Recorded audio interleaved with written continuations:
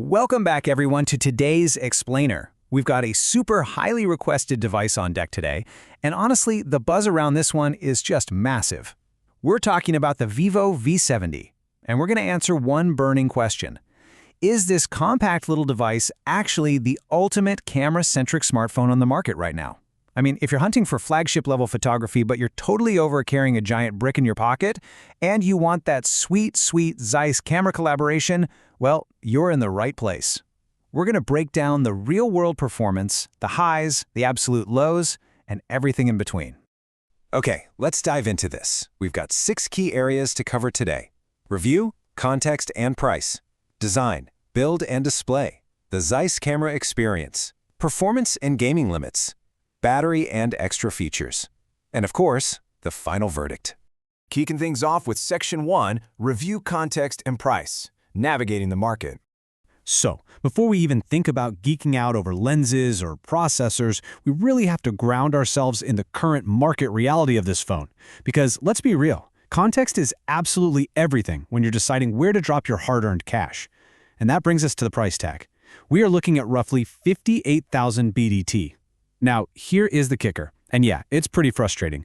When this device launched a couple of months back, it was sitting around 55,000 BDT. But recently, it hiked up by almost 3,000 BDT. That is a tough pill to swallow, right? And it definitely shifts our expectations. When you're pushing that 60K mark, your tolerance for compromises drops real fast. So we've got to evaluate this thing based on the premium price it demands today, not the price it launched at. Also, we need to briefly touch on a point from our source material regarding the sponsor, SMS Gadget. The reviewer noticed some of you in the comments were pretty unhappy with the retailer's behavior.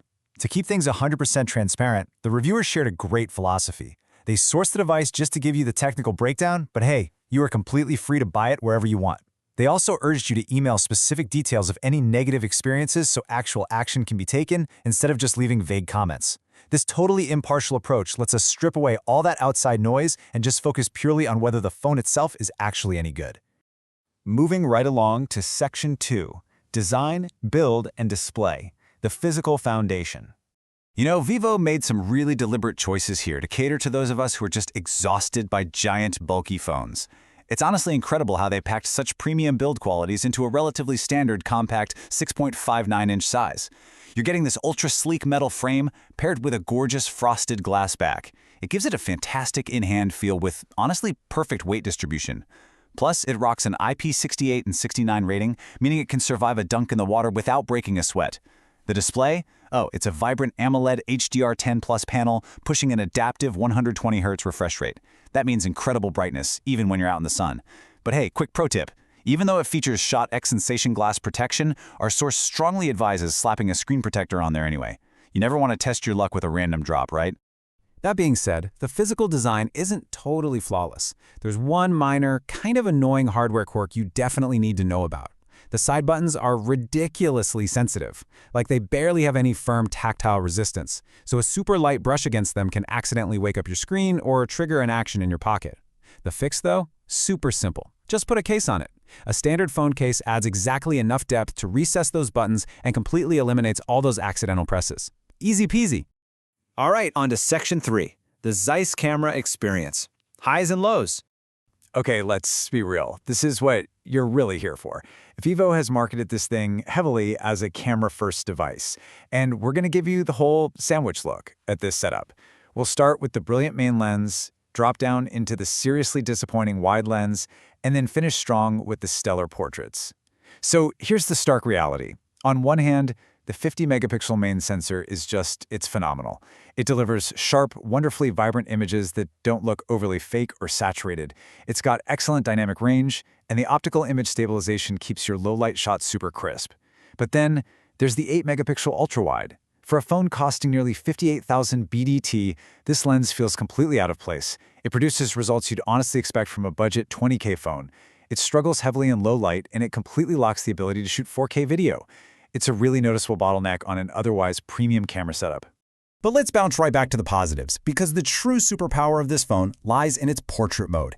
And this brilliantly illustrates exactly what I mean. The 50MP telephoto lens offers 3x optical lossless zoom, and what's absolutely amazing is that the camera app actually lets you shoot across all these specific focal lengths: 23, 35, 50, 85, and 100 millimeters. The 50 millimeter and 85 millimeter lengths in particular, wow, they produce incredibly natural DSLR-like background blur and edge detection. Honestly, if you love taking photos of people, this phone is going to make you look like an absolute pro. And hey, we definitely can't forget the selfie shooters out there. The front packs a massive 50-megapixel camera that performs exceptionally well whether you're indoors or outdoors. It handles dynamic range beautifully. Plus, it actually shoots 4K video at 60 frames per second. Throw in the surprisingly strong built-in microphone quality, and it is a fantastic tool for vloggers or anyone who takes their front-facing video seriously. But, it kind of just makes that lack of 4K on the rear ultra-wide feel even more puzzling, doesn't it? Let's shift gears to Section 4, Performance and Gaming Limits, the internal engine. So, we need to talk about what's actually powering this thing. Historically, Vivo devices in this price tier often trade raw, brute force gaming performance for camera quality and a sleek profile. And the V70, it continues that exact tradition. Under the hood, we have the Snapdragon 7 IV listed as the processor, paired with either 8 or 12 gigs of ultra-fast LPDDR5X RAM. But you know what really makes this phone fly? It's the storage. It utilizes UFS 4.1 technology. So even if the processor isn't the absolute top-tier gaming chip of the year, that ultra-fast storage means multitasking, opening apps, and zipping around the Origin 6 OS feels lightning fast. Plus, they're promising 4 major OS updates, which is just fantastic for longevity. So what does all that tech actually mean for your daily use? Well, we have to clearly divide the experience here. For your daily UI navigation, app switching, and playing around with those really cool built-in AI photo editing tools, like removing random people from the background or changing the sky, the phone is perfectly smooth, and it stays nice and cool. However, if you try to load up heavy titles like Genshin Impact or PUBG Mobile, yeah, the limits become pretty obvious. You're going to feel noticeable heat generation, thermal throttling, and frame rates that definitely struggle to maintain a stable 60 FPS. Bottom line, it's just not built for hardcore gamers. Moving into Section 5, Battery and Extra Features. Unmatched endurance. Okay, remember how we talked about the compact and slim nature of the design earlier? Well, that makes the battery life a massive, and I mean massive, surprise. Just look at that number. 6,500 milliamp hours. It is genuinely wild that Vivo managed to engineer a battery of this size into such a manageable frame. In real-world testing, this translates to around 9 solid hours of screen-on time.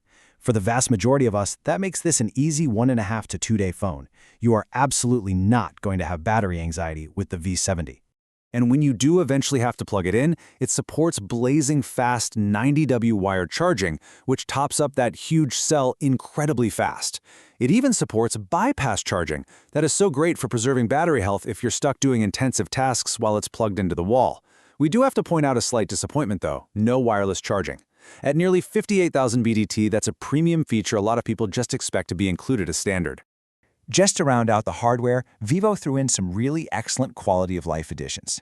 You get an incredibly fast, perfectly positioned ultrasonic fingerprint scanner that works even if your thumbs are a little wet.